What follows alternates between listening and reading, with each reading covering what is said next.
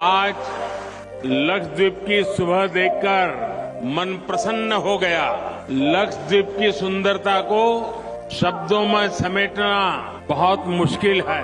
दोस्तों एक बार फिर से स्वागत है प्रजापति न्यूज में। दोस्तों प्रधानमंत्री नरेंद्र मोदी की लक्षद्वीप वाली तस्वीर तो आपने देखी होगी, जहां वो एक से बढ़कर एक एडवेंचर कर रहे हैं और तभी से लक्षद्वीप को लेकर लोगों की जिज्ञासा बढ़ गई है। लोग इस छोटे से आयरलैंड के बारे में जानने के लिए बेताब हैं, पर बहुत ही कम लोग ये बात जानते हैं कि जिस लक्षद्वीप को लेकर इतनी बातें हो रही है, वहां पहुंचने में अगर भारतीय नेवी आधा घंटा भी लेट हो जाती तो आज ये हमारे हाथ से निकल जाता है। अब हम ऐसा क्यों कह रहे हैं और लक्षद्वीप कैसे हमारे लिए महत्वपूर्ण है, आज की इस वीडियो में मैंने आपका दोस्त विशाल प्रजापति आपको सब कुछ बताने वाला हूँ। बस मेरे साथ वीडियो में इसी तरह बने रहिए। लेकिन हाँ, वीडियो शुरू करने से पहले एक छोटी सी रिक्वेस्ट है। वीडियो के नीचे रेड कलर का सब्सक्राइब बटन दिख रहा होगा, उस पर क्लिक करके सब्सक्राइब कर लें और साइड में बेल आइकॉन भी दिख रहा होगा, उस पर भी क्लिक कर लें ताकि आपको वीडियो मिले सबसे पहले। दोस्तों सबसे पहले बात करते हैं जियोग्राफी की। भारत के दक्षिण पश्चिमी तट से 200 से 440 किलोमीटर दूर अरब सागर में द्वीपों का एक समूह है और इन्हीं समूह को लक्षद्वीप कहा जाता है। हालांकि इनका हमेशा से ये नाम नहीं था। पहले इन्हें लक्काद्वीप, मिनिकॉय, अमीनी द्वीपी, इन तीनों द्वीपों के नाम से जाना जाता था। लक्षद्वीप को इसका नाम मिला 1973 में। दोस्तों लक्षद्वीप शब्द संस्कृत के शब्द लख द्वीप से आया है, जिसका मतलब होता है 1000 टापू। हालांकि वर्तमान में ये 35 टापू है, पर पहले इनकी संख्या 36 थी। फिर समुद्र में एक टापू डूब गया। लक्षद्वीप भारत का एक केंद्र शासित प्रदेश है, जिसकी राजधानी का नाम है कावारती। दोस्तों लक्षद्वीप के भूगोल के बारे में तो आप समझ गए, अब जरा इसके इतिहास के बारे में जान लेते हैं, क्योंकि लक्षद्वीप आइलैंड्स का सबसे पुराना जिक्र ग्रीक टेक्स्ट पेरिप्लस ऑफ एरिथ्रेन सी में मिलता है। जिक्र में यह भी मिलता है कि 5वीं सदी आते आते बौद्ध धर्म लक्षद्वीप तक पहुंच गया। बौद्ध जातक कथाओं में भी लक्षद्वीप के बारे में बताया गया है। माना जाता है कि बौद्ध भिक्षु संघमित्र यहाँ आए थे।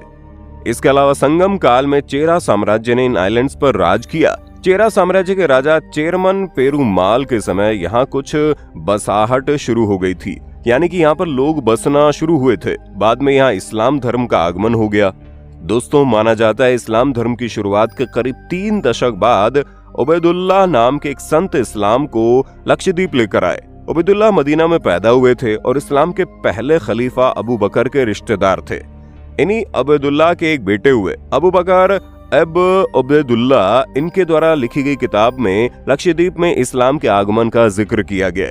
इतना ही नहीं, लक्षद्वीप के अंदर एंड्रो नाम की जगह पर उबैदुल्लाह की कब्र आज भी है। लेकिन फिर समय का पहिया चलता रहा और 11वीं सदी में लक्षद्वीप पर चोल साम्राज्य का शासन हो गया और वे इसे अपनी समुद्री पोर्ट के तौर पर इस्तेमाल करने लगे।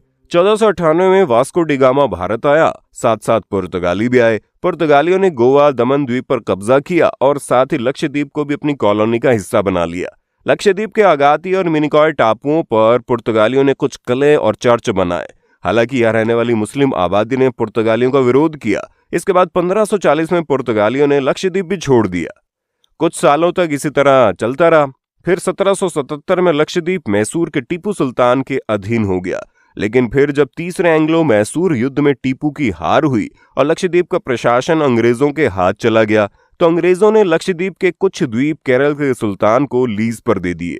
बदले में अंग्रेजों को यहाँ से टैक्स मिलता था। आगे चलकर जब सुल्तान टैक्स नहीं चुका पाए तो उन्होंने लक्षद्वीप वापस ले लिया और उसे मद्रास प्रेसिडेंसी से जोड़कर मालाबार का हिस्सा बना लिया और वहीं से अंग्रेज इसका प्रशासन संभालने लगे। लेकिन फिर जब 1947 में अंग्रेज भारत छोड़कर जाने लगे तो उस वक्त भारत बिखर चुका था, जिसे एक करने की जिम्मेदारी सरदार पटेल के कंधों पर थी।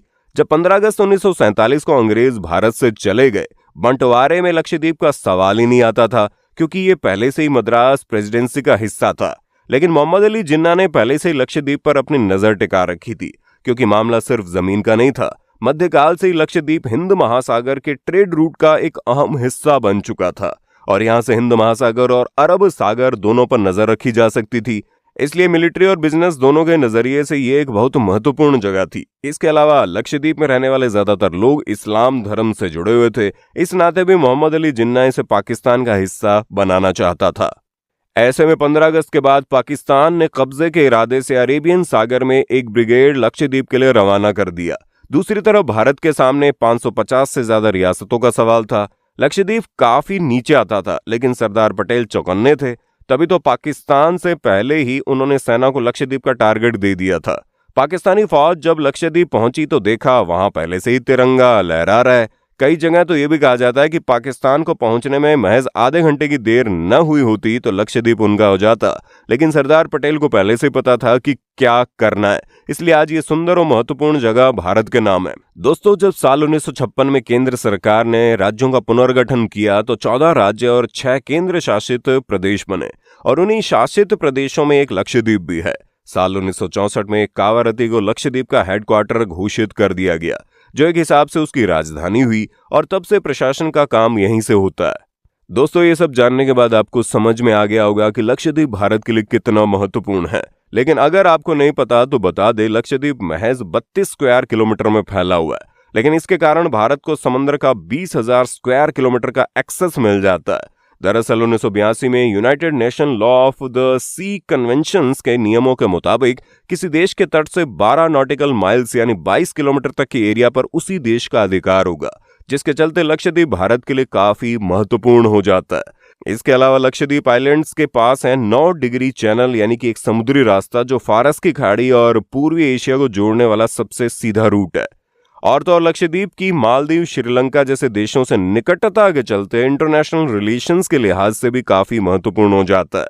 अब सबसे जरूरी बात, लक्षद्वीप के कावरत्ती में भारतीय नौसेना का बेस INS द्वीप रक्षक है। इस नेवल बेस को 30 अप्रैल 2012 को कमीशन दिया गया था।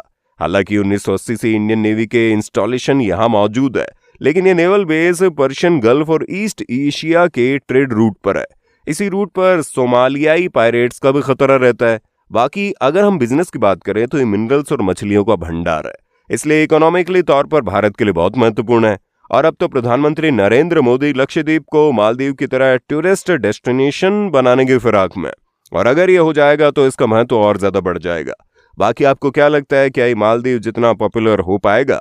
अपना जवाब हमें कमेंट में बताना, और इसी तरह की वीडियोस को देखते रहने के लिए हमारे चैनल प्रजापति न्यूज को सब्सक्राइब करना ना भूलें। और हाँ, हम फिर मिलेंगे नए वीडियो में, तब तक के लिए जय हिंद, जय भारत। दोस्तों, आपकी स्क्रीन पे 2 और वीडियोस दिख रही हैं, जिसे देखने के लिए आप इस स्क्रीन पर क्लिक करें। दोनों देखिएगा, बहुत अच्छी वीडियो बनी है।